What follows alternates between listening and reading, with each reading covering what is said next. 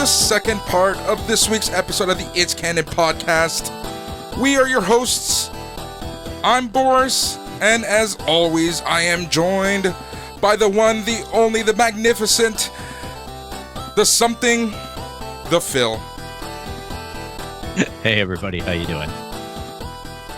Well, I am doing great. I see you like my choice in music. That's really what I strive for. Yep, you got me. You got me again. Just keeping a tally here, buddy. It'll come back and get you at some point. You know, people can't see her right now, but I know we're keeping score. So I hope everybody out there is doing well. All Considering right. the heat and the world the way it is, as we discussed. Yeah, it's a hot one. It's a hot one for sure. It's hotter than it was on Sunday when we recorded part 1. And for those listeners, yes, this is actually Tuesday when we're recording part 2 because of technical issues.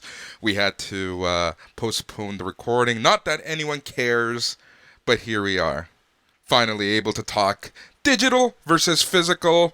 We're going to be talking about all things digital and physical. We're going to be talking about comic books. We're going to be talking about movies. We're going to be talking about books, music, etc., etc., etc. There's so much to talk about as it pertains to this subject. And I figured, it's come up in past episodes. We've kind of talked a little bit about, DRM and digital rights management. We've kind of talked about the pricing. We've talked about a little bit about the quality. But we're going to get into a little more details. Today, we are going to, just have a good conversation, digital versus physical, especially in this ever-changing world, this, COVID-19 world and the post-COVID world. I don't personally like bringing it up every single episode, but it's the reality that we're living with right now, and, a lot of industries are going to be changing. A lot of industries are changing, and some will be changing forever. So, we kind of like picking these subjects at random as we think that they're going to be super important to talk about. Yeah, I think just to add on to that thought, with the COVID stuff and all that, already the world was going digital. All right. So this isn't really a COVID central or anything specification. The only, footnote here is that I think it's advanced the push for digital media and whatnot. And it's just enhanced that push for companies because now they might not have the physical means to produce product or whatever, as we're seeing in movies and things like that. So obviously it's become a new viable option. And exactly. I also think that a lot of audience are now embracing the digital stuff for the first time in a full-time commitment capacity, maybe. Yeah, exactly. Here's a perfect example of it. Last week, I was talking to my older brother, and he was talking about, renting movies and going to theaters because just, after the conversation that you and I had about the dank and moist theaters, I think anyone who listened to the show, I got some pretty good feedback, and some of the feedback was actually from my own brother, and he basically said, hey, I'm not going to a theater anytime soon. Especially, taking his kids, he's just wants to play it safe. So last week he actually rented via the Cineplex site, the Sonic the Hedgehog movie to watch with his younger one. And, they were able to enjoy the movie as a family, watch a movie that, is available, but, they just rented it via the Cineplex site. And, so I think he's kind of on the boat now of he's going to try to upgrade whatever home theater he has. And I think this is going to be a more regular occurrence for him, And here's the thing. And I know we talked about this last week when we talked about the whole theater and movie-going experience. This isn't forever. I'm not always going to be avoiding theaters. Eventually, I will go back at some point. But right now, we're still in the middle of the pandemic. It's just a dumb idea, in my opinion. And you just don't really know. So I'm just going to play it safe, as I know a lot of other people will. So, yeah. Yeah, I'm not going to go to the theater and, don on the PPE, like the full freaking suit, Yep. Because I don't want to be trying to slurp down a pop with a face shield on or something like that, or maybe have to break for a can and, the can in the middle of the movie and, trip over some people and then catch the COVIDs. I don't know. It just doesn't sound like I say, it's not something that I'm excited to do. I don't think anyone wants to catch the COVIDs at any point. And what a story that would be. Hey, how did you get COVID? Oh, I went to the movie theater. Anyways, so doing my research for this episode, Yeah. I found some really interesting things. I think as I listed off at the top of the show, video games, movies, books, music, comics, etc., etc., every of those industries has different numbers for how the digital market is taking over to the physical market. And in one particular market, the digital market is actually doing a lot slower. And it's one that I'm a little shocked on. So, video games, movies, books, music, comics, etc. Which of those above markets industries do you think physical is maintaining a healthy lead over digital? Video games. Oh, that's absolutely horribly wrong. Well, okay. I just always, personally, I guess maybe it's my skepticism, but I don't always think that Sony and Xbox and developers are always upfront about digital downloads because it's really difficult to get a handle on the physical sales. Like we base most of our sales figures out of the UK because North America are notoriously crappy at reporting this. Yeah. So that's our huge outlier. That's all that I know about video game sales. So I just thought that the quantification of that. So something's got to outstrip that. Yep. Books? No. Books. No? Nope. Oh, wow. It can't be music. Nope. Movies. Nope. Comics. Yep. Comics. That doesn't surprise me. That surprises me. Fair enough. That honestly does surprise me. Basically, yeah, we're seeing digital is coming. They are increasing in their overall profits year over year. But when you do the comparison physical versus digital, physical is still kicking comics ass. And that's, to me, that was a very interesting fact. Now, when we talk about digital versus physical, we are actually talking about getting a digital copy of your video game, of your movie, of your book, of your music, of your comic, etc. We're not necessarily talking about e-commerce. E-commerce is a whole separate thing, and that is overall just absolutely taking over. In fact, by 2024, e-commerce is actually going to overtake physical retail. So, Amazon, Walmart.ca, and, going online, doing your shopping, that's going to be more prevalent and relevant by 2024 than it is today. But when we're actually talking about digital and physical in this episode, we're talking about actually getting that digital video game, that digital book, that digital comic, as opposed to the physical medium. Go ahead, Phil.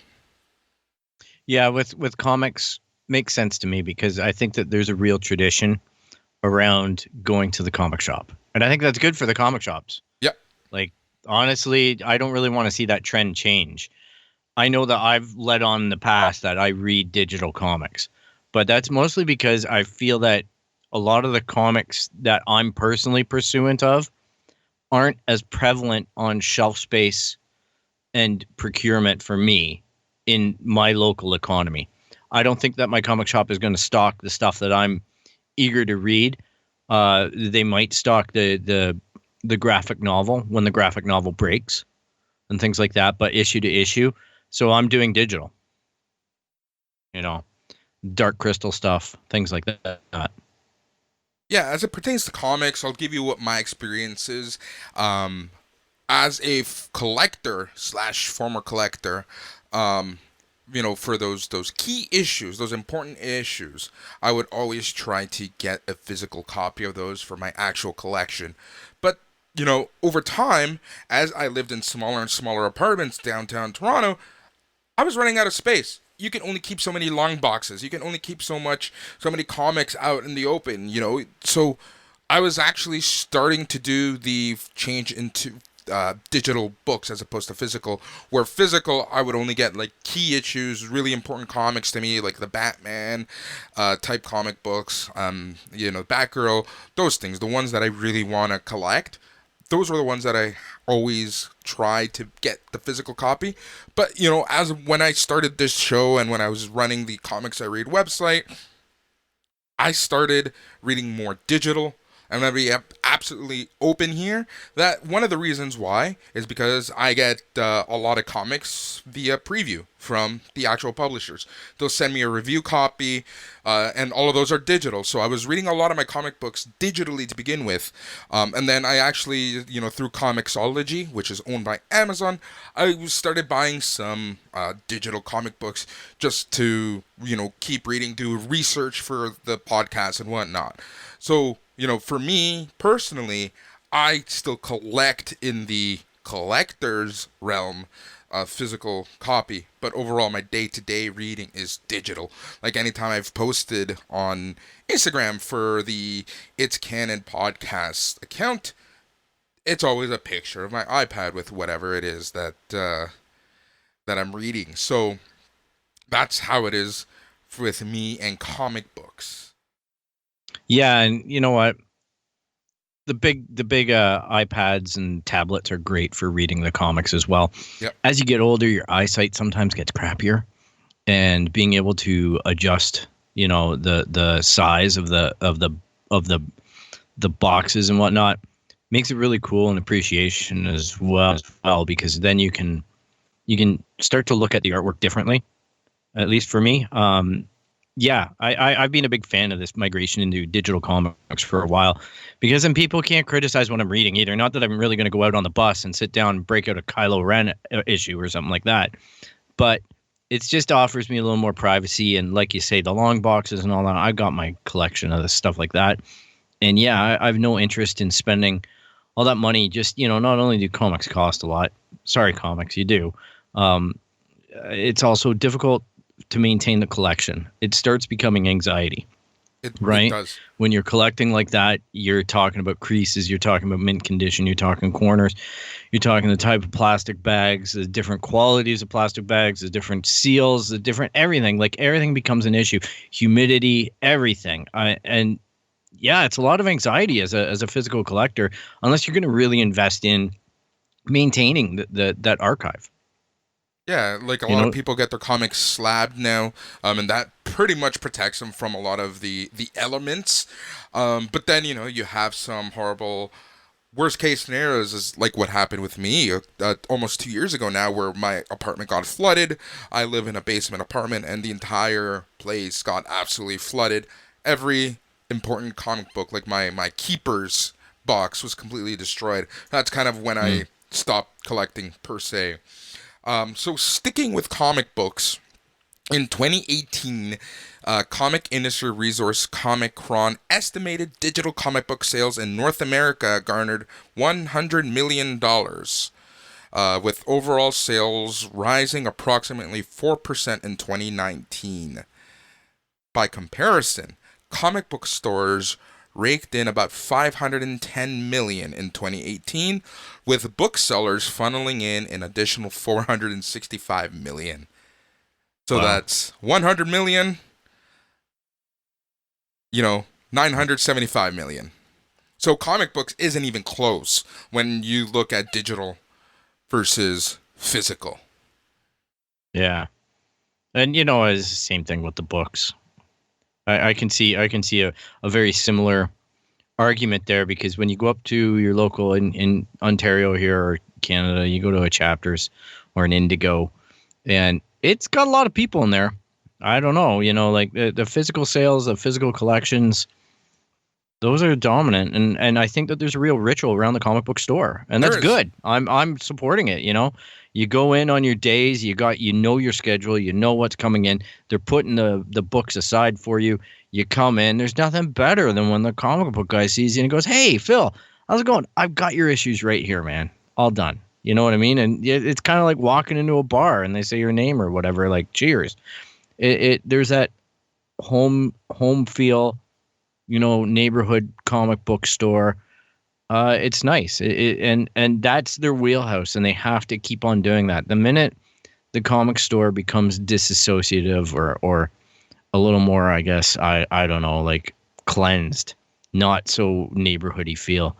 That's the first step that's going to push somebody who's in a hardcore collecting mode to kind of compromise and do what you did, like just get those key issues. And then all of a sudden start, hey, where's my iPad? Oh, where's my Android tablet? Yeah. It's always mint here. Yeah, exactly. That's exactly it. Now, when we talk about the digital versus physical, one thing, and as I dug deeper into my readings for this episode, one of the things that came up to mind, and I started looking into, was kind of what was happening during the core months of COVID-19. So we're talking about March, April, May, and I got some interesting numbers for video games. But right now we're talking about comic books, so let's focus on comic books. The truth of the matter is there were no comic books those months. So Diamond absolutely stopped sending their comics to retailers. Now, essentially, this means that issues were not canceled but delayed. They were moved out. Now that we were getting huge, new comic book days on Wednesdays with a lot of releases to try to get back to schedule. But essentially, Wednesdays for those few months, there were no new comic books, or very little, I should say. Now, this is where DC comes in. And DC, being owned by AT&T now, the whole Warner Brothers and AT&T, I think there have been a lot of rumors over the years that they've been wanting to kind of control their shipment and their supply and where it ends up and when it ends up where it's supposed to. So I think they took that opportunity to really go ahead and, find a new partner. So they signed a additional distributor outside of Diamond, and they're essentially sending comics to brick and mortar stores, non-comic book shops. And there's a lot of controversy, and we're going to actually dedicate a whole episode to what DC is doing and how that's going to change your new comic book day, because you're not necessarily going to get all of your books on Wednesday anymore. So DC is doing a lot of experimentation. There's a lot of rumors that Marvel is doing the same, Marvel being owned by Disney, et cetera, et cetera, et cetera. So, you have these two major players who are kind of trying to change the realm, and they took the whole Diamond not sending retailers anything through March, April, May, and now they're 100% taking advantage of the situation. DC just got ahead of the curve, and they kind of are already shipping with another distributor outside of Diamond. But during those months, there was no new comic book day. It's hard to, and until now, are they starting to catch up on what was supposed to be released? You were going to say something, Phil?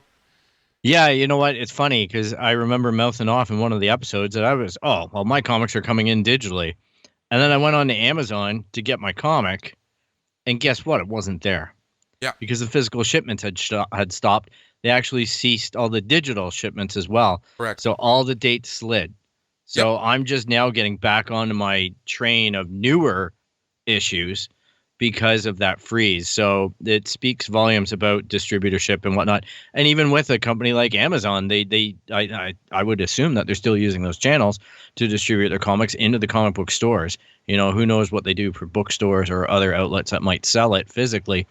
But it's a very interesting world when it comes to the ownership and control that happens with distributing comics. Exactly. It's a whole underside that I hadn't really thought about much. And it's a crazy one because, as everyone knows, comic books were hurting hard in the 90s. So a company like Diamond was able to come in and undercut Marvel and DC, who were hurting big time, and they were able to get these golden exclusive deals. And they've been exclusive since the 90s. So now here we are, 2020, and we're finally seeing another game, another player in this game that's partnered up with DC. And there's, like I said, there's a lot of controversy, but things are changing right now. And like you said, Amazon Comixology, they have to essentially wait for Diamond to send stuff out. And there's a lot of, like, moving games parts, and politics and moving parts, just like any distribution channel. Especially there, going slightly off topic, there was a lot of rumors about what's going to happen with Xbox and PS5, because with essentially the world shutting down, are there going to be enough actual parts to build these systems? So, we kind of have a better sense now that there might be too many parts, especially now that the price points are up. But anyways, yeah. So comic books, digital versus physical. That's kind of how it's playing right now, where the physical world is still beating the digital world. Now, I'm okay with that. Yeah, I am too. I think, you know what? If I was a more hardcore comic fan, I would probably be the guy that's collecting the physical copies. Yeah.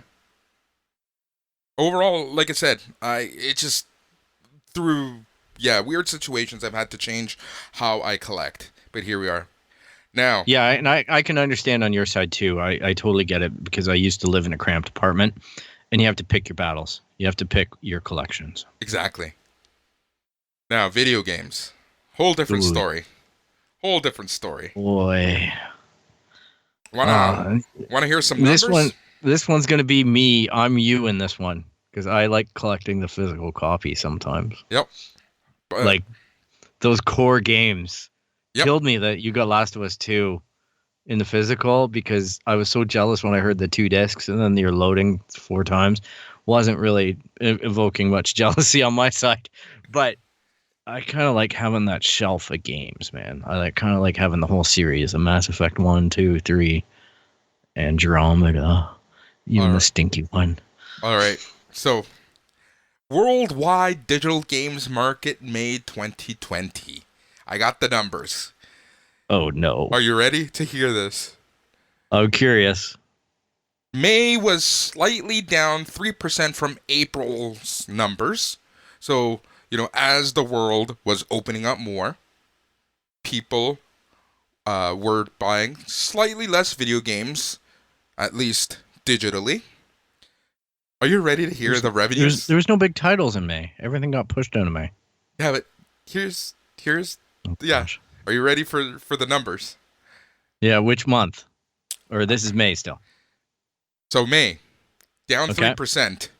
Took a beating because they didn't sell as much as April. For total revenue, $10.2 billion. That's billion with a B, everybody. Billion with a B. Down 3% from April's record-breaking total of $10.5 billion. Thank you, Animal Crossing. Yeah. How? It's a lot of money, man. It's a lot of moolah. Each month. Think about it. Yep. Man, oh man. And you know what?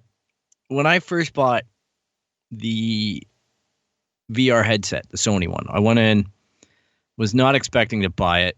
I made that decision the day it came out. I'm like, yeah, I'm going to dump some hardware. I'm going to trade up. I'm going to get this headset. I'm going to buy the Batman VR experience. It was only like $30 here. And I was just all amped for it. I get in there. I swipe through everything. I give them my license. I'm like signing the paperwork. I got my VR headset, so I'm happy. And then I go, give me Batman. I'll pay for that too. And they're like, dude, we're sold out of Batman. Everybody bought Batman. All right, so I go home. I purchase Batman digitally. I'm playing Batman. I'm Batman in the VR world. I'm loving it. And that was a tipping point for me, because I was just like, why do I need to line up for a video game ever again? Why am I not just going to buy it digitally? And ever since then, the few titles that I have done digitally have been amazing because of preloads and things like that. So I'm a big proponent of this digital downloading stuff. I feel bad for the shops though, seeing the struggles of EB Games up here in Canada and GameStop in the States, and how they've had to remarket a lot of the stuff. It's kind of painful to watch. Yeah.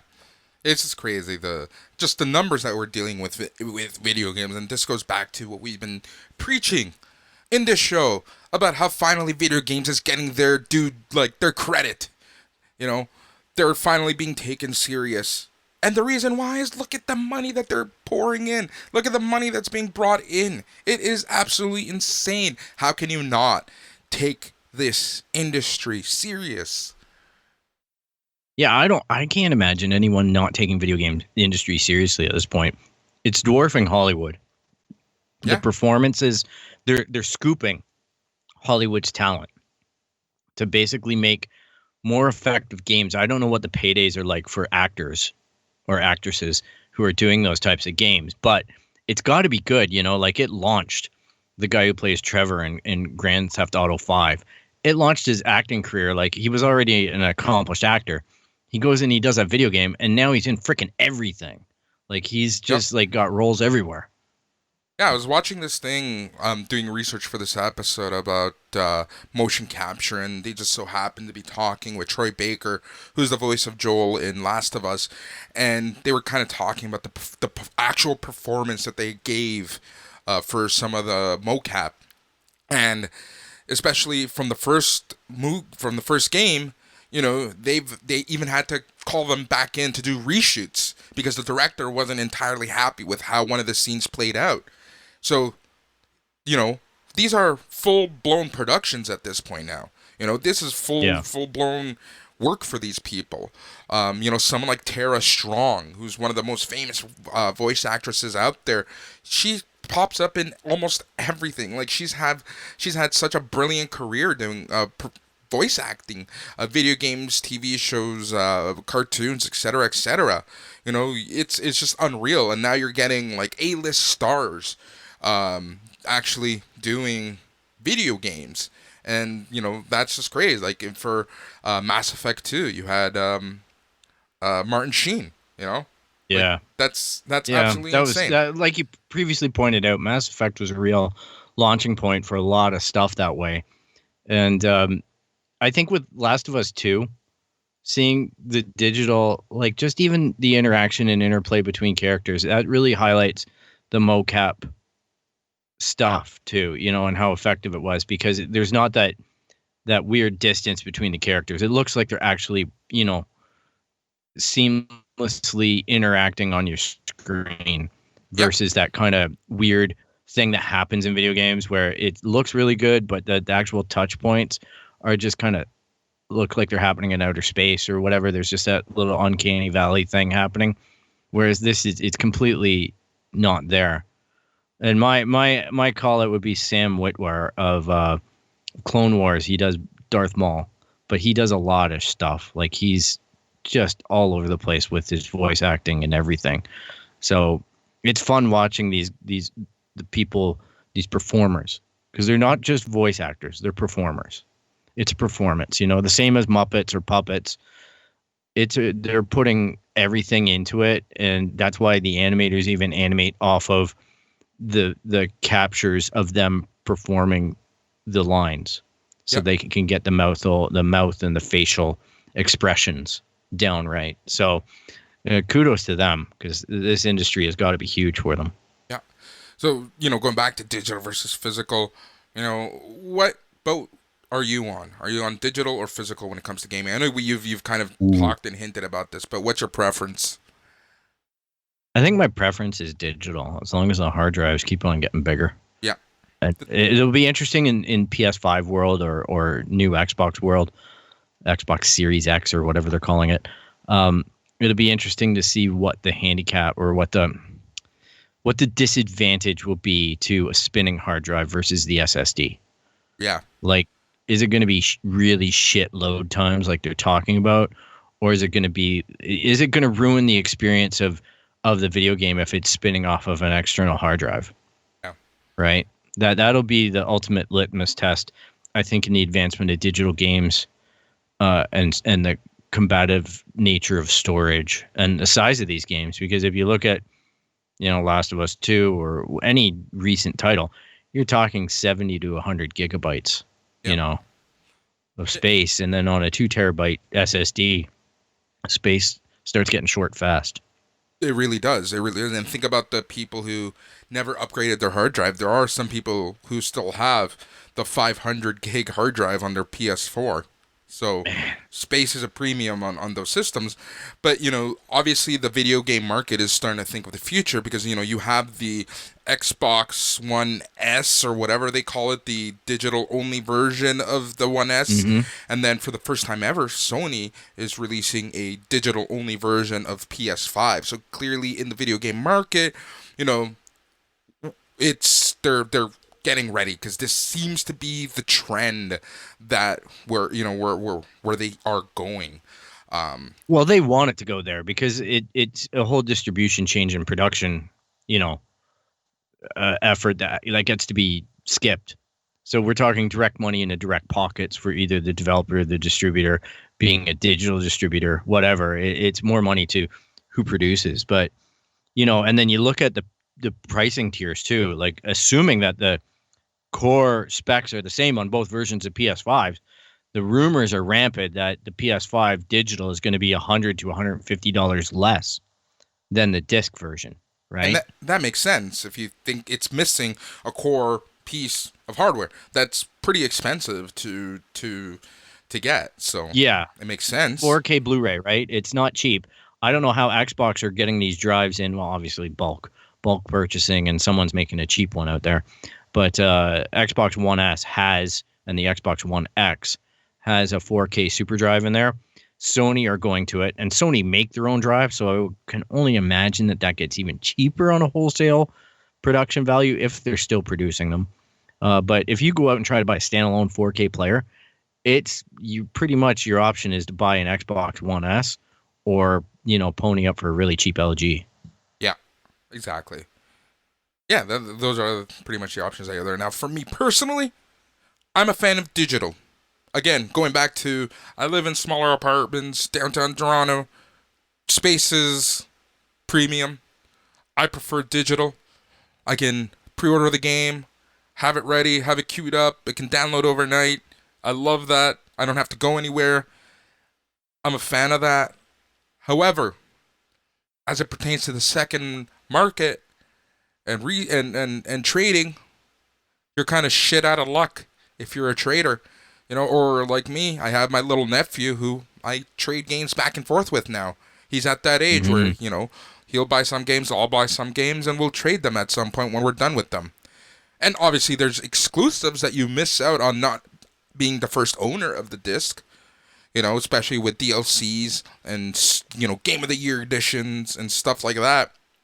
But you still have the opportunity to share with someone on digital with the DRM and all that. You technically don't.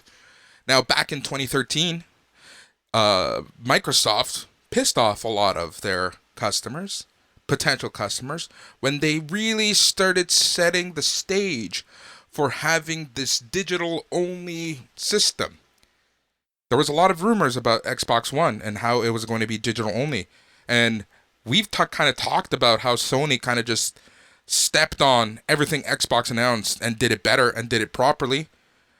And one of the major things that Microsoft did was they were setting the stage for the digital-only world, and they were essentially setting the stage by saying things like, you don't need discs anymore. Discs are a thing of the past.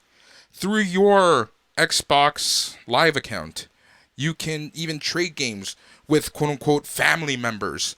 So people who you trust, you'll be able to trade games back and forth. But a lot of gamers like their physical discs. So I think that as popular as digital games are going to be and are and will be, I still think that there's a very major market for physical copies of games. Yeah, but I think that segment now, because I used to be very much firmly in the I'm going to buy the physical copy. Yeah. Because then I can move the physical copy. I don't like moving the physical copy anymore. Like if I go into a EB Games up here, when you actually ask for a breakdown of what you're getting on each game, it's horrendous. Like it is, unless you're going to start playing the flip game in terms of I'm going to buy a whole bunch of games that I wouldn't normally buy. I'm going to play them until I get bored. And then while they're still on a hot deal, like within the first month or two, I can bring them back and probably get $30 back on them, which means that I'm getting, a little less than half. But when you look at the majority of titles that you're trading in, you're getting $2, $3, $4 for them. And then they're doing trade bonuses and they're going to say, well, then we give you another $8 because you brought in 10 games or whatever. And that's how they're making up. And then they're discounting the new item by a trade-in bonus that's meant to incentivize the thing. But the numbers on it are really dirty. And I started saying to myself, I'm not doing that anymore. If I buy a physical copy, it's because I want it on my shelf. And you know what I'm going to do? I'm either going to go to Walmart where I don't have to line up or play this politics game that exists in EB stores, or I'm going to order it off Amazon a month after it releases and get the physical copy when it's on sale for $39.99. And then I'm going to have my copy that goes on my shelf, and even then, with all the digital stuff, I don't even feel really compelled to do that. I think it's an idea that I held at one point, and then I had this, physical, digital copies all over the place. I just play the digital copies, so why bother? Right. Yeah, makes sense. Yeah, for me, and it's. I'm going to say it too, though. I brought it up. The EB politics. Have you played this game? Yes. You know what I'm talking about? I know you have to be buddy and go into the store and make friends. Yep. It's crazy. With like the 23-year-old kid behind a desk who's going to be like, if I don't like the conversation you're having, I'm going to answer the phone. Yep. And I'm going to help the mom over there that, is really going to occupy my time because she doesn't know what a Pokemon is. Yep. And I'm going to explain to her the history of Pokemon in 2 hours because I don't like your conversation style. I don't like that. Yeah. It was endearing at first, but it got really weird and cliquey. But that's kind of the issue with geek culture in general. Well, one of the issues. Yeah, it's... it's, I'm going to prove to you how much I know. But in the grand scheme of things, it's poor customer service. Yeah, as a management style, I'd be more into getting people served than ingratiating customers onto like a cult-like level. Now, let me also clarify this, though. I appreciate that people who work at EB Games or at a comic book store know what they're talking about. Because there's nothing more infuriating than going into like a Best Buy or a Walmart or something in the electronics department of a store, and you know more than them, and you're asking very basic questions. That's infuriating to me. Oh, and when you click with them, it's fine, right? Then you've got, like, I've got my EB store. They're great. They know me. They know me enough. And if I tell them no, I'm not going to pre-order, for that game that I know is going to move 17 times. They're okay with it. They're like, yeah, we know you'll be back, Yeah. That type of thing. But I'm finding the further and farther out I am, the less and less compelled I am to go back to it. Yeah, for sure. And so that's the thing. Digital games, the trend is moving digital over physical as it pertains to video games. Movies. Phil, how do you watch your movies? I'll say this. The majority of my movies are physical, and I get a digital key in them. So I'm collecting them digitally, but I am one of the few people that probably goes out and gets a Super Drive, 4K Blu-ray and puts it on the shelf, especially for titles that are near and dear to my heart or that are in certain series, because I never want to be at the mercy of a digital streaming service. Yes. I just don't want to do it, man, because like if you go on there, Disney Plus, shortly after launching, took Infinity Wars down because they sold it over to Netflix, or, contractually it probably had to bring it back to Netflix for a couple months. So you couldn't even watch the full Marvel Avengers cinematic thing in a row on Disney Plus, he still had to go back to Netflix. Yep. So, that's crap, man. So that is one thing absolutely hurting the movies, digital versus physical. So now there's the whole digital owning. When I'm using owning with air quotes, because you never actually own something, which we're going to touch on soon. There's the physical owning, where you actually own something, and then there's streaming. All right. So in 2014, global spending on physical media like DVDs and Blu-rays reached $25.2 billion. In 2018, those figures were down to $13.1 billion. Whereas physical media sales have fallen off, digital spending has more than made up for the gap. In 2014, digital sales amounted to $15.7 billion globally. By 2018, that figure had ballooned to $42.6 billion globally. Now, after eclipsing disc sales for the first time in 2016, subscription streaming numbers gained even more ground last year, expanding by more than 30% to 9.5 billion. Subscription streaming this year beyond Netflix to include and expand unspecified. So you have Hulu, Amazon, blah, blah, blah, blah, blah, blah, blah. So there's the streaming services, which also has a huge chunk of the pie. And they seem to have the second biggest, chunk of the pie moving forward. So you're going to have digital sales, streaming, then physical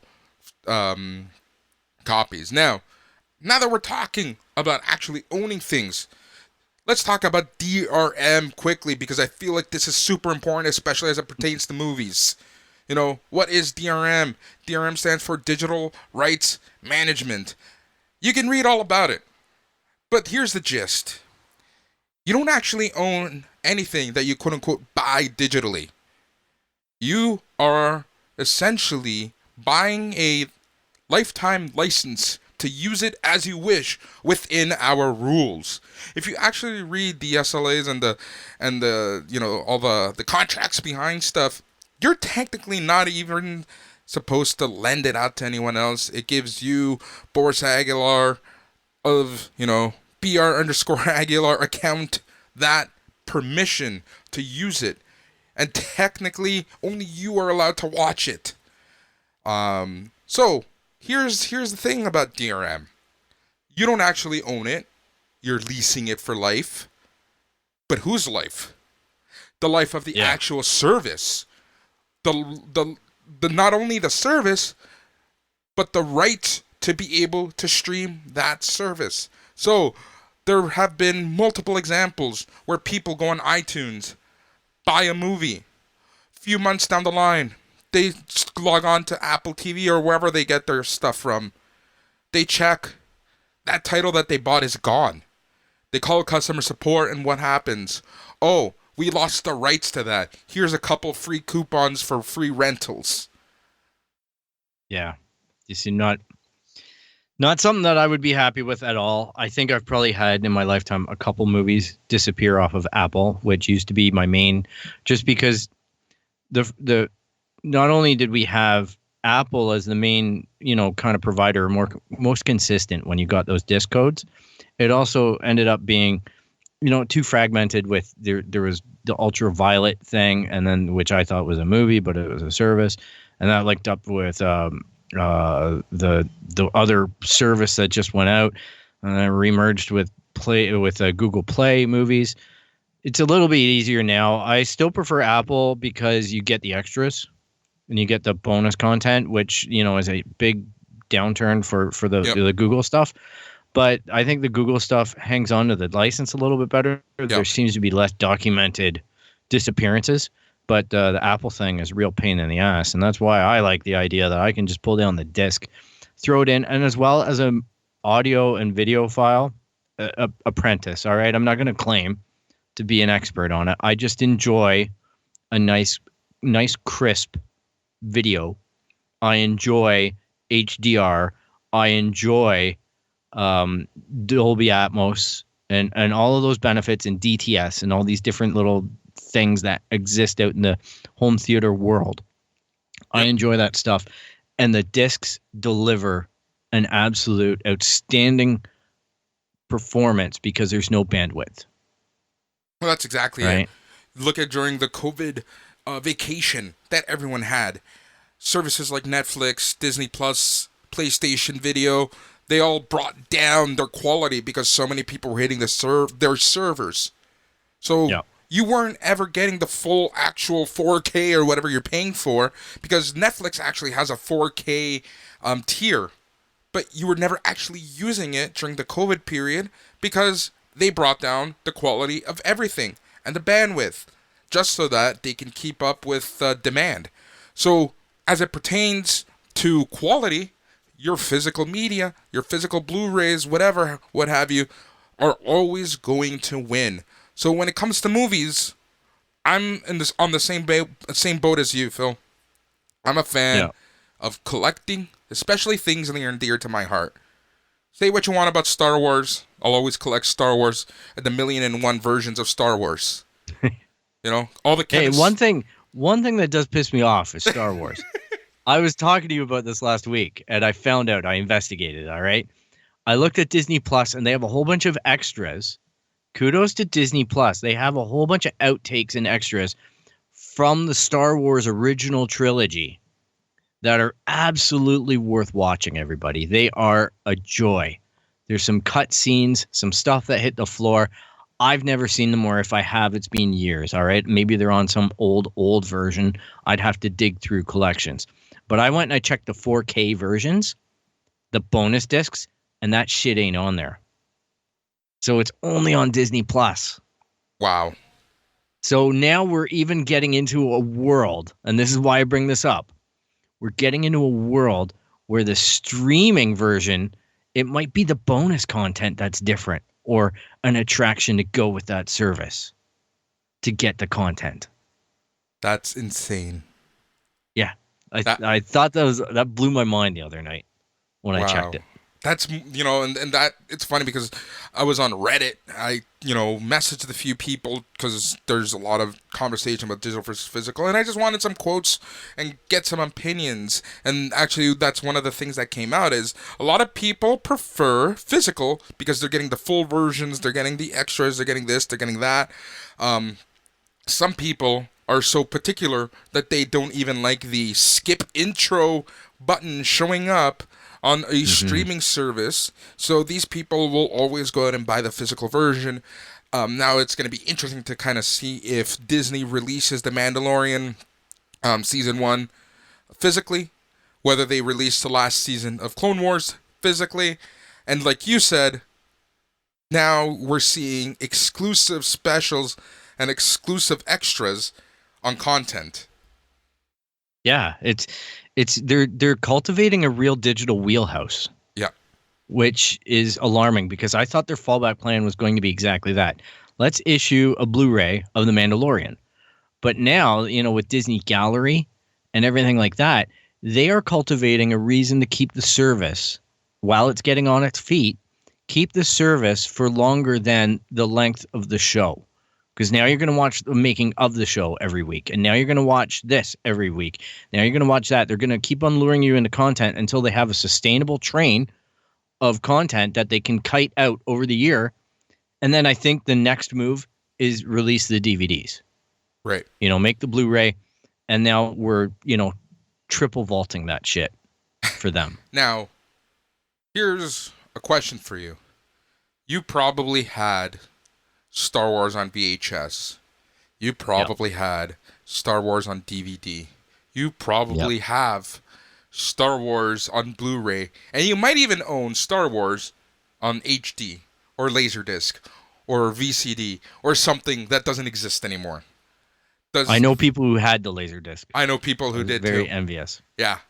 Even though each Laserdisc could only have half an hour of video or something like that. You had to flip the shit in the middle of the movie. It was crazy. Yeah. 4 discs for a movie. Yeah. So my question to you, Phil, is does the ever-changing medium, as in Blu-ray, DVD, VHS, etc., whatever is going to come, does that hurt you staying in the physical world in the sense of that's what you're going to purchase, or are you always going to rebuy those precious gems in whatever is the current physical medium that's out there? For something like Star Wars, yeah, it makes I'll keep on buying it. I hate to say it, I don't like being that consumer driven, but it is. There's a special deep connection. I also still have the DVD versions with the old original cuts on the separate DVD. In that case, I got that series, so I have original cuts of the film. So hand shot first, that type of thing. Yeah. Then I have the reshoots from the 90s on DVD. Then I have everything redone on Blu-ray. Then I have the 4K Blu-rays with the special George Lucas versions that Disney didn't even know they were publishing. Yeah. I collected all that, and I'll continue to do that. Now, flip that over, and let's just say Marvel. Okay, I have all of the first 3 phases of Marvel on Blu-ray. Some on 4K, maybe. Black Panther, Spider-Man, that type of stuff. So I have those in a mixed bag. I'm not going to rebuy those. I'll completely watch those on Disney Plus, or if I'll just put in my regular version. The other thing is a lot of this stuff, and this is pro-consumer here, like in terms of not consuming it, re-consuming the products. Unless they're going to make a big box that is really affordable for me to collect and then get rid of the old version somehow. A lot of the stuff that I do have a dedicated Blu-ray 4K player, it upscales content. Now, I know that it doesn't really get into HDR, but I'm just telling you, sound is still sound. So the sound coming through the sound channels and whatnot is uncompressed in most cases. Depends on how the disc was encoded and whatnot. That's a deep, deep well. But you're going to get better sound, and the picture is going to be damn good, even on a 4K TV. Yeah, exactly. So yeah. I wouldn't do it. I would only do the things that I love. Near and dear, near and dear ones. And that would be Star Wars. And I wouldn't even do it for like Clone Wars. Clone Wars is mixed DVD Blu-ray for me. Yeah. I don't care. Yeah. Yeah, Star Wars, Kevin Smith movies, those are the ones that I try to keep up with. Mind you, a movie like Dogma we'll probably never see in physical again. That one, I know that he's doing a Blu-ray re-release of Mallrats, I believe, this year. Yeah. So that's something that might catch my money. It is difficult for him because I don't even think Jay and Silent Bob Reboot is on physical media. I think it's only digital purchases and digital streaming. I think you can buy the physical version on the View Askew Smodcast website. Oh, wow. Okay, that might have to be. But they sometimes release like the special edition because Kevin Smith, being Kevin Smith, you can say what you want about him, but that man loves his fans. So more often than not, he will sign a book, like God knows how many versions of his movies, and then send those out when you buy them. So that's Go ahead. Here's a funny story. When I was getting married, I'm now divorced. When I was getting married, I went to moviepoopshoot.com. All right. I kid you not. I went to moviepoopshoot.com, which I knew Kevin was running that site because I saw, Jay and Silent Bob Strike Back. And I was just like, holy shit, I got to go to moviepoopshoot.com.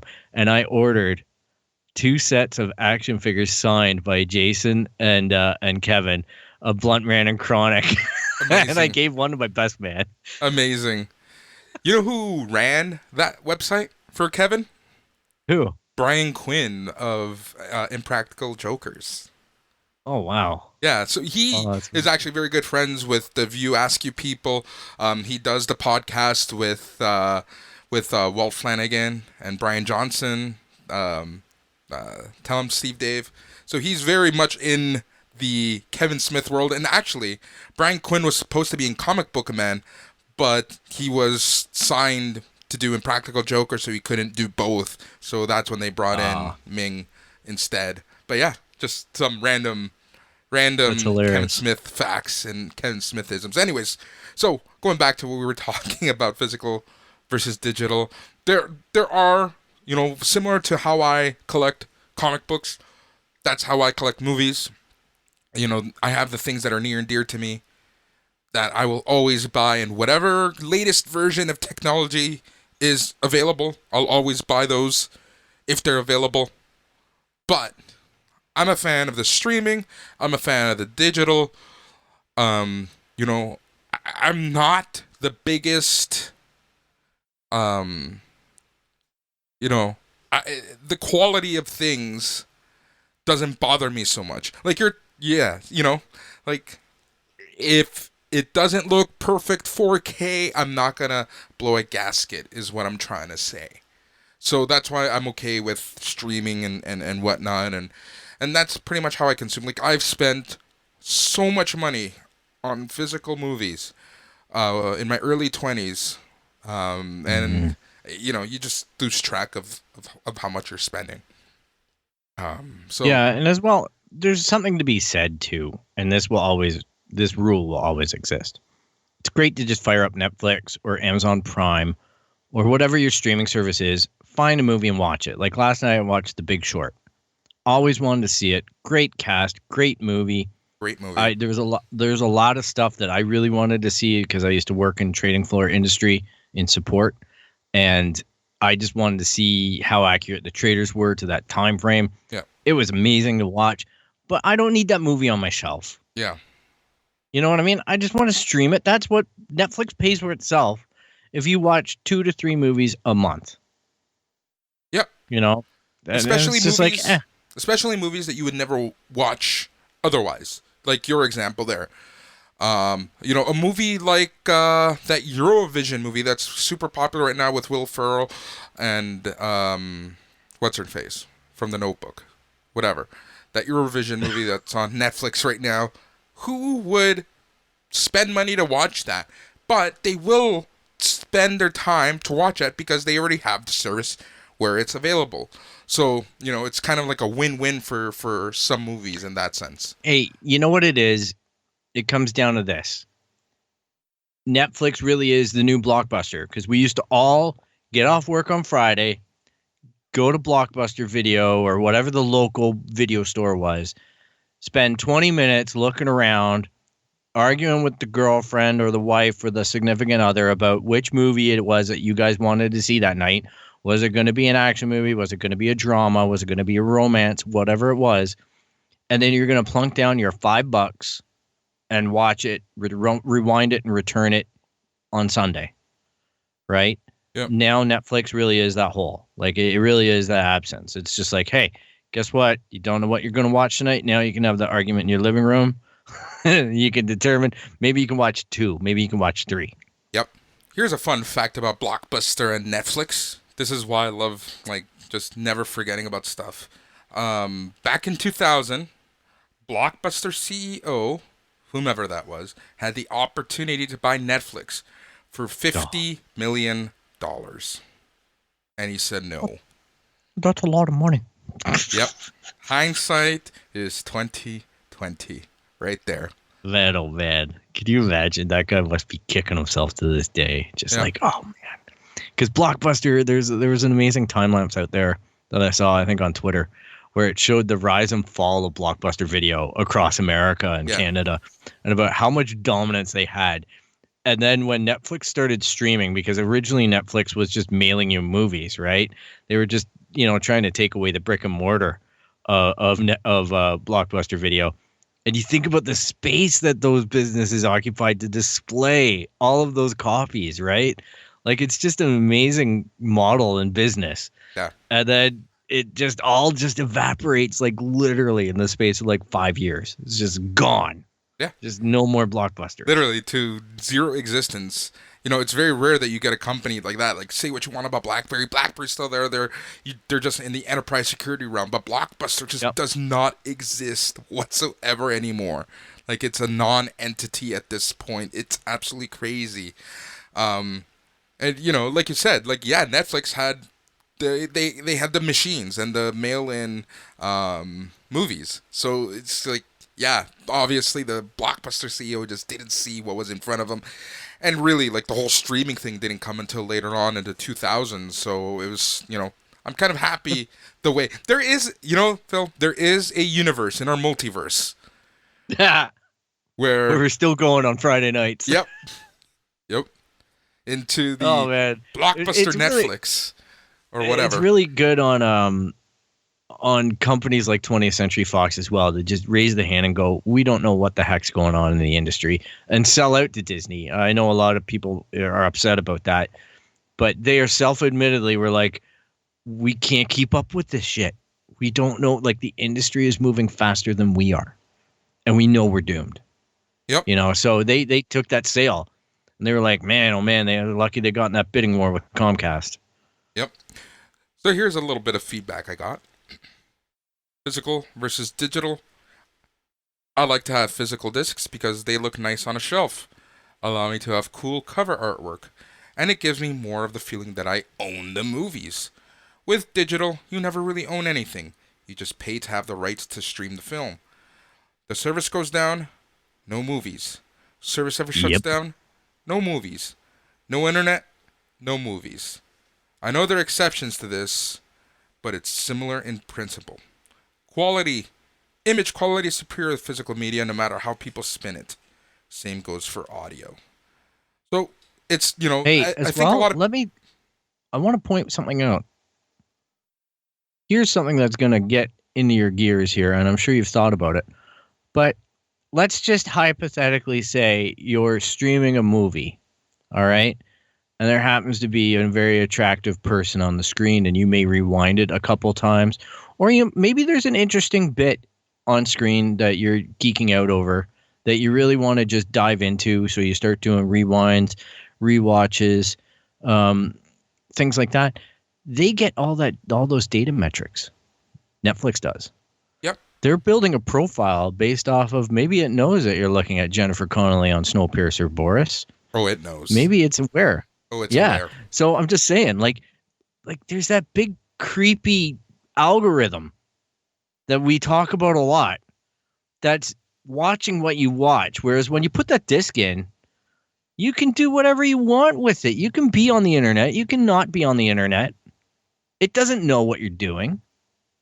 I'm sure there's an argument that it does, but I'm just saying there's a business model behind the business model. It isn't just Always. everybody planking down their 12 or 15 bucks each month for Netflix. There's analytics. $12 a month. The most expensive tier on Netflix Canada is $17 for 4 screens. That's what I pay. 4K, yada yada yada. $17 for unlimited viewing. There's a catch to all of this. There's always a catch to things like this. Any website where you can upload however many gigabytes of your images that you want, there's always a catch to these services.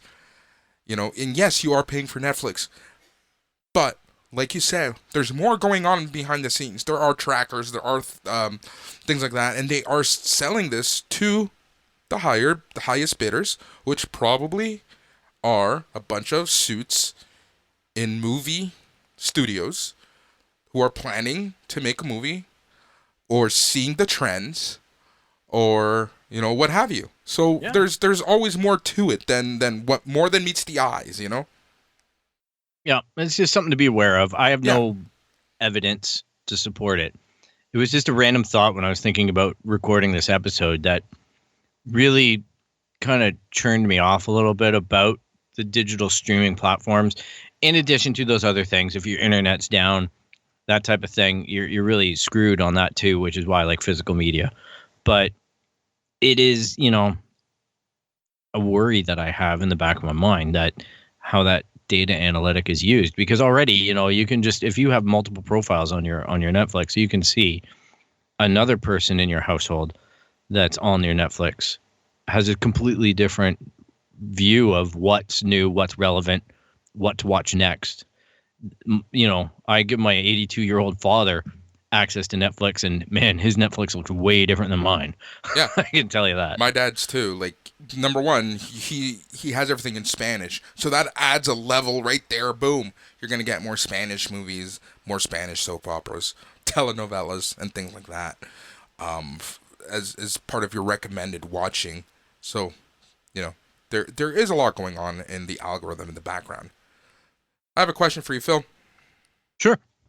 What was the last thing that you bought digitally? Last thing I bought would have to be Last of Us 2. That And was digital. That was my last digital purchase. how much did that cost you? Oh, it was the deluxe version, so we're talking like $90. All right.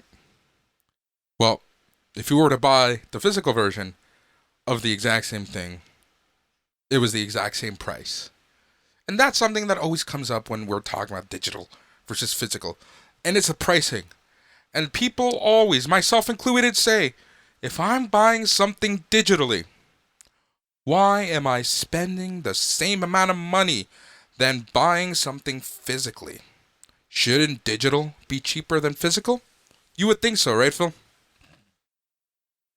It stands to reason. I know the only bonus that I get off of buying digitally is that there's no tax. Yes.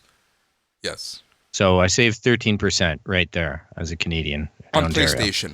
PlayStation. Switch, you still have to pay tax. On PlayStation. Yeah. Yeah, and I think on Xbox you have to pay the tax. Yeah. So pricing. That's a difference, but it's tight. Yeah. So digital costs are the same as physical. Now, here's a fun one. There was an interview with someone from Ubisoft. Don't laugh. Someone from Ubisoft. And they were talking about this very subject. I love how you are like laughing right now. And trust me, there's a reason for this. Go ahead. Yep. Say what you want to say. No. You know what? They're a Canadian company, or they have Canadian branches, so I'm not surprised that somebody's talking in there. All right. I don't even know if it's Canadian League, but that company has a lot of piss off games and a lot of great stuff too. So kudos to that on both sides. Someone from Ubisoft said digital versus physical, and they essentially said, well, the distributors say that their brick and mortar partners want the digital price the same so that it doesn't lessen or cheapen the street value of the physical copy. So essentially, what we're saying here is that if you had The Last of Us 2 for digital, and that cost you $79.99, the physical will also cost you $79.99. In an ideal world, the digital would cost you, $59.99, $49.99. That will actually cheapen the street market of anyone going to buy the physical copy. Now, take into consideration this, and this is, as I was reading and doing my research, I was thinking about this, but it costs more to get something done physical. You have to think about the actual physical disc. You have to think of the box, the artwork, getting the paper printer, getting stuff on the printer, putting it all together. Doesn't that cost money? Yes. And do you know who actually pays for that, Phil? Who?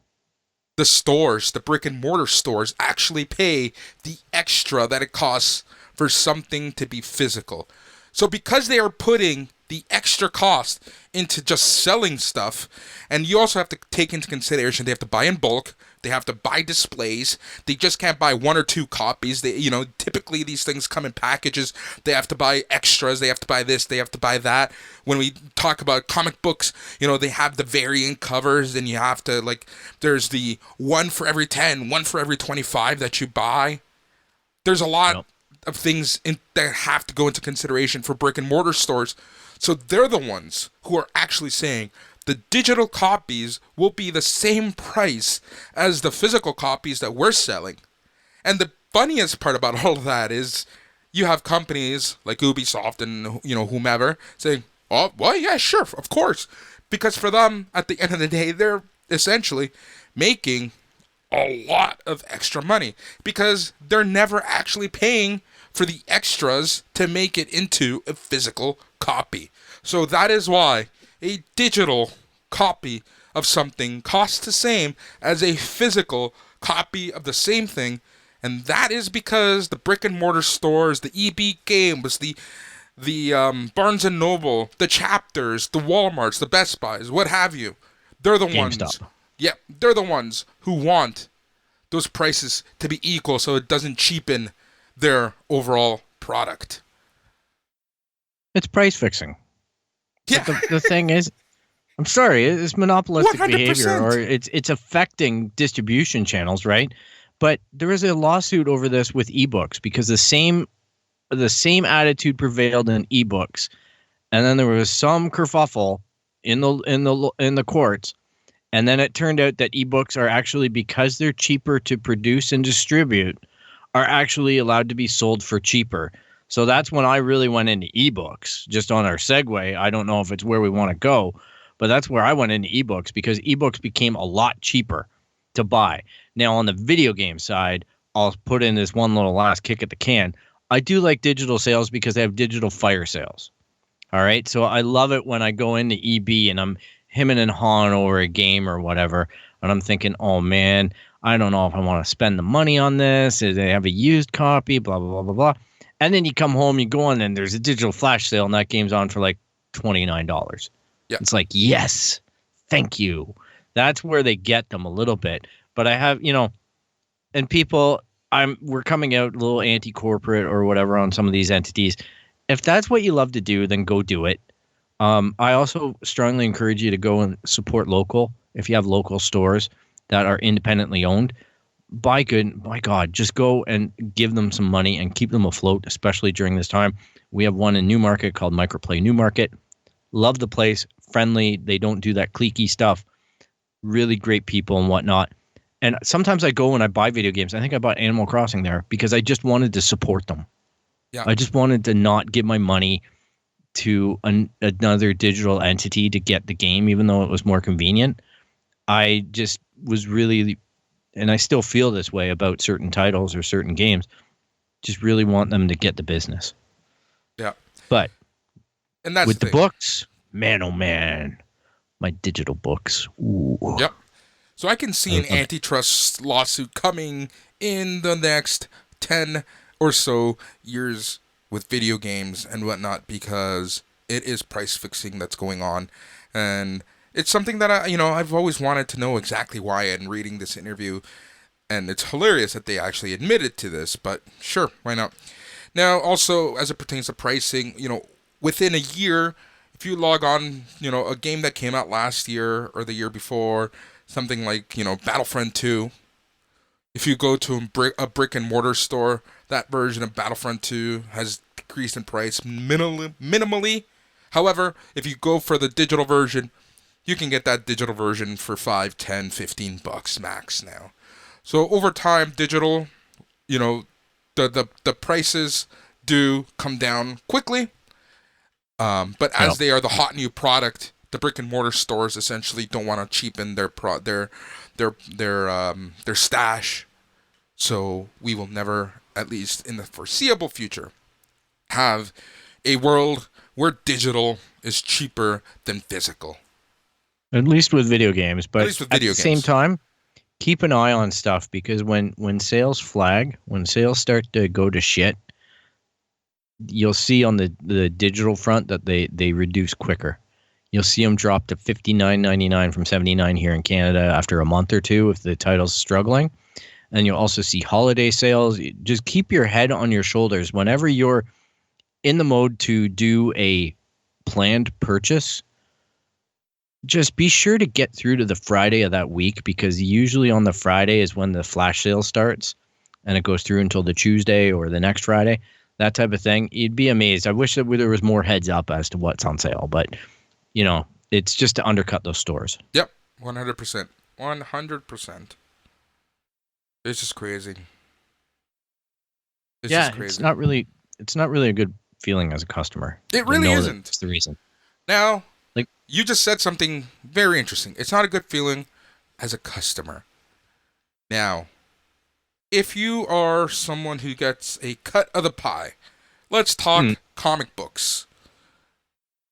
Let's talk the black box that is digital sales and percentages and whatnot.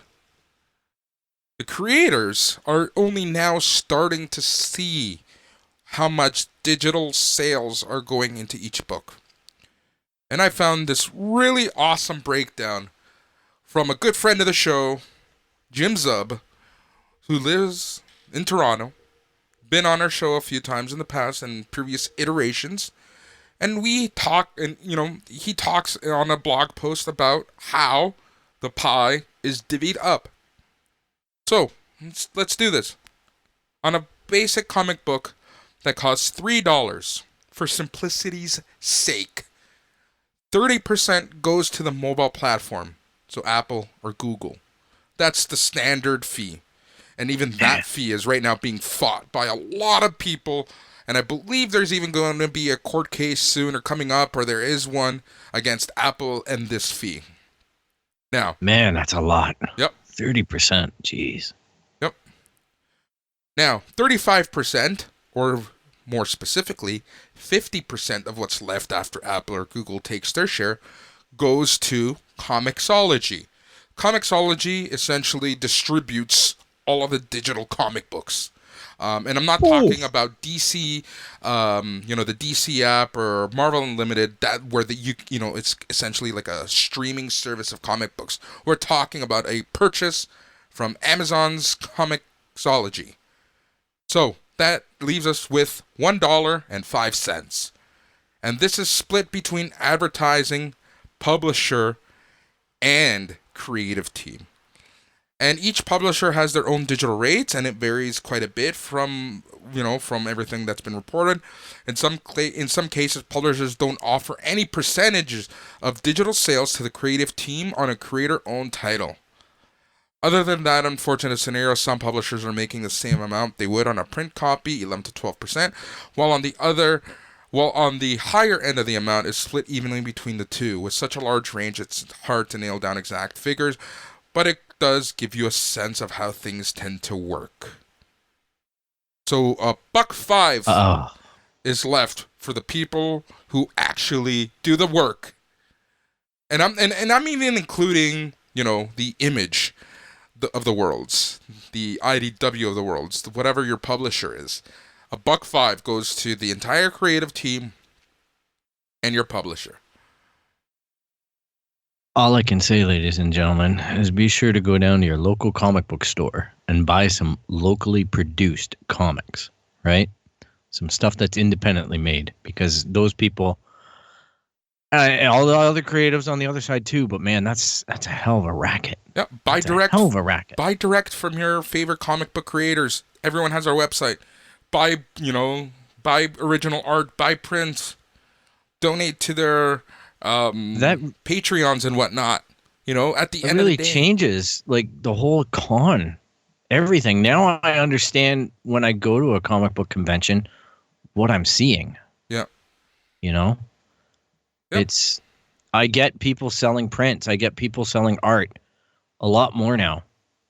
Yeah. But even then, there's a huge controversy with prints and whatnot. And that's, your non-affiliated comic book artists being shut down by Marvel and DC because they have their own characters on these prints. So in some major comic book conventions like New York, Toronto Fan Expo, San Diego Comic-Con, etc., DC and Marvel will have reps walking up and down Artist Alley and pulling the plug on certain artists. Yeah. And it makes sense. Even though they drew it. It makes sense. But there's a copyright on that character, yeah. That's the issue.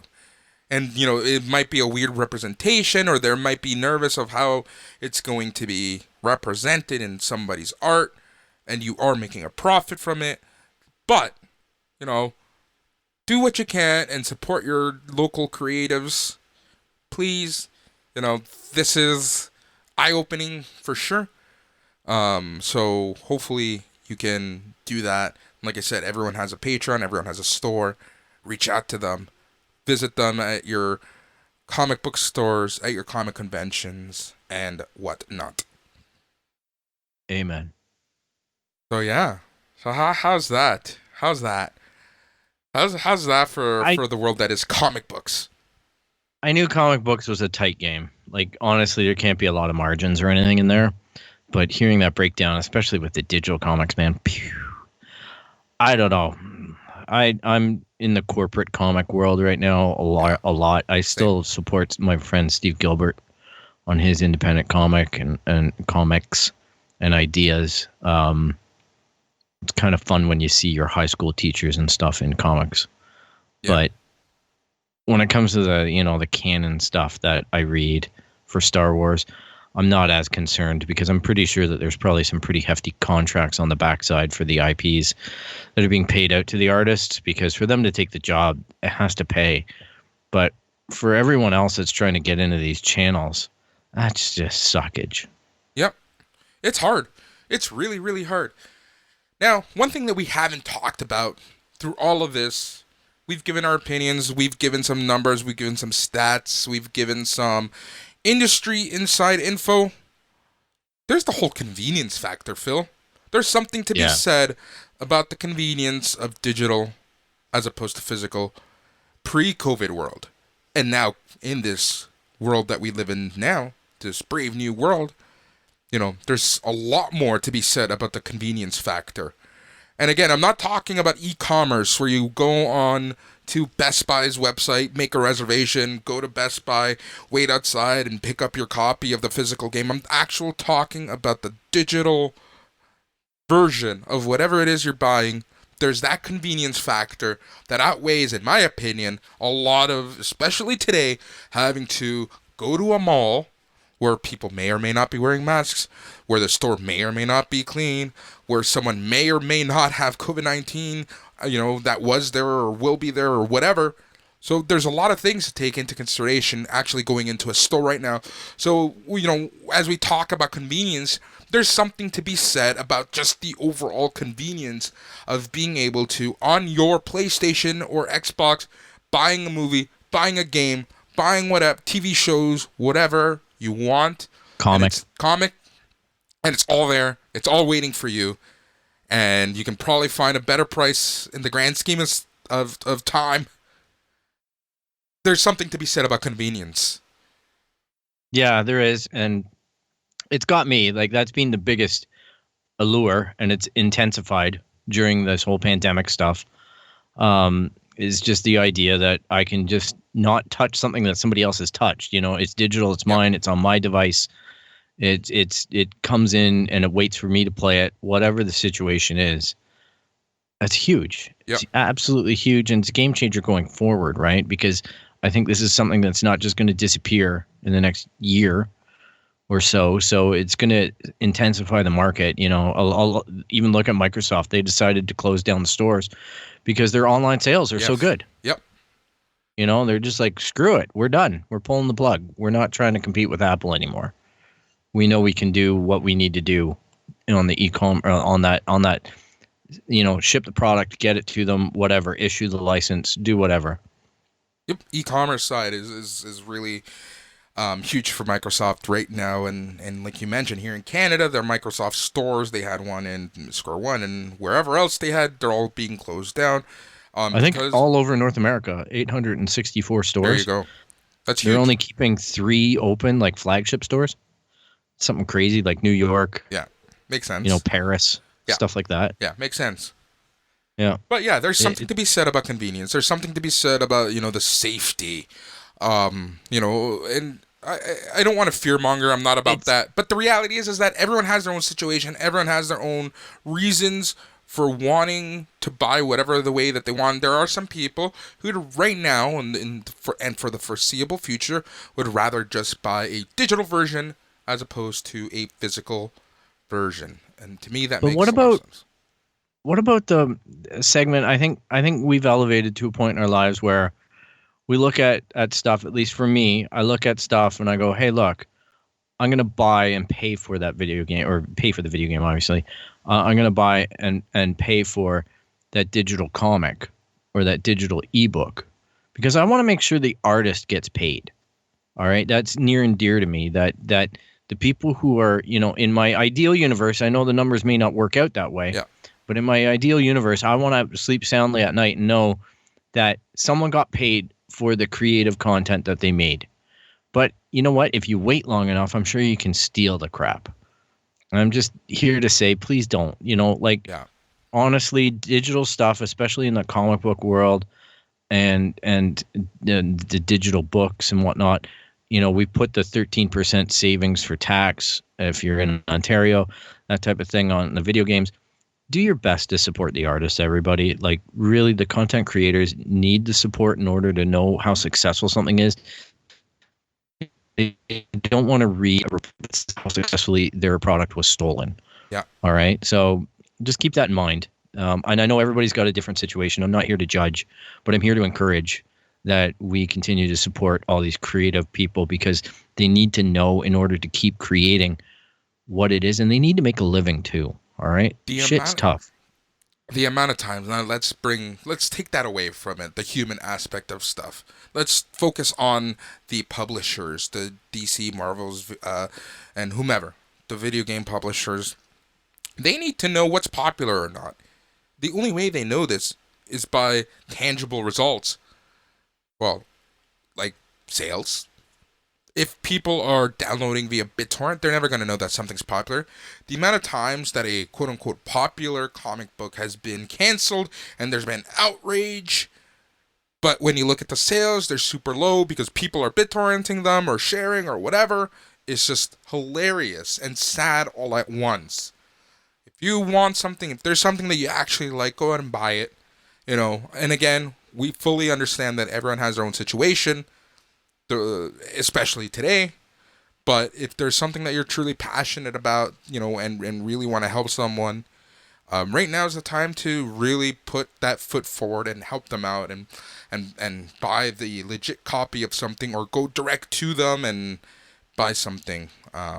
Yeah, like, it's crazy. Yeah, or join their Patreon, do whatever, right? Yep. Like, do whatever you can to support them. It doesn't take a lot. It just takes a lot of people to do a little. And then all of a sudden, we're talking about a complete game changer for those content creators. Exactly. You know, whether it be personally, whatever. I know the corporate stuff is difficult, but, you know, on the flip side, I guess there's Twitter and all these other online petitions that go through, and, you know, maybe that can revive a product. I don't know. But, it happens sometimes. you know, it's a chance. It's a chance you take. More often than not, it doesn't, unfortunately. Yeah, not unless you're like gonna revive Justice League or some shit. Young Justice, yeah, like that. Well, actually, it's funny. Young Justice and Justice League both got revived because of fan petitions and whatnot, but it's very rare that actually happens and is successful. Yeah, but look at what's being debated with Star Wars about retconning, like we talked about in the first episode, retconning all of Star Wars. That's because of this stupid Justice League stuff. That's because of fan outrage. Yeah, I'm telling you now, you know, Disney are licking their chops because they see DC and Warner Brothers and HBO all cashing in on it. Yeah. It's just, to me, it's crazy. The worst case scenario that we theorized about and we feared, it might be happening. So let's just not let it happen with the stuff that's good. Go out, support it, buy it, consume it, collect it. Now, like I mentioned earlier, we talked about various mini industries. We talked about video games. We've talked about movies. We talked about comics. We touched on books a little bit, and music I didn't even touch. There are much smarter people and people much more dedicated to books and music than I, so I will let them talk about it. I did look up some of the trends, and the music industry obviously is similar to movies, where digital versus streaming versus physical. That's the battle going on right now, and streaming is actually winning and keeping the music industry alive, whatever that means.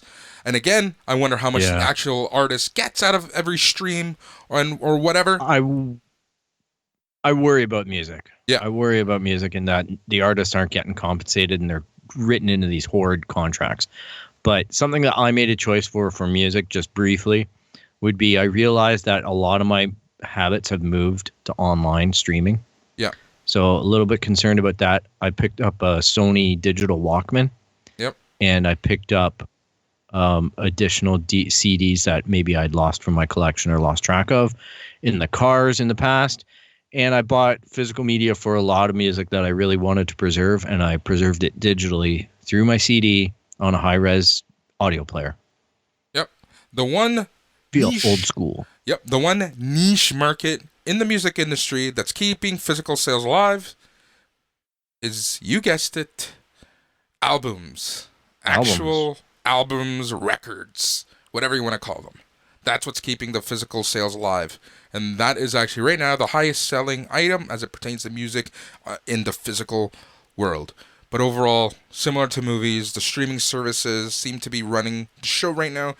And who knows, again, how artists are being compensated in the grand scheme of things. But again, I just looked at the overall picture.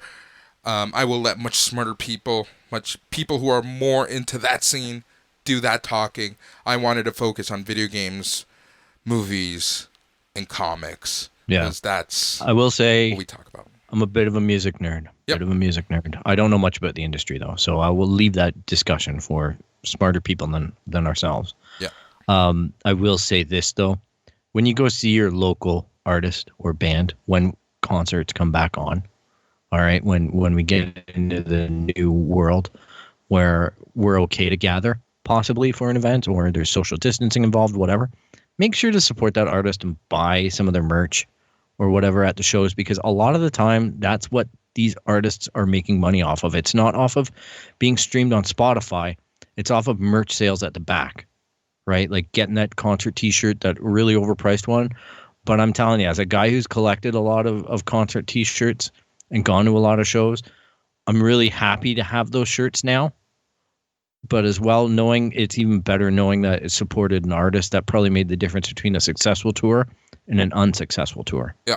So just keep that in mind. Just like we're going to go and buy our stuff at our local stores and all that kind of thing. You know, I definitely want the vibe coming out of this. I think I didn't have an idea what I wanted from this episode when we started talking, Boris, but I think what I've learned over the past discussion is that we should be allotting at least a percentage of our fandom expenditure to the local shops and economies and creators.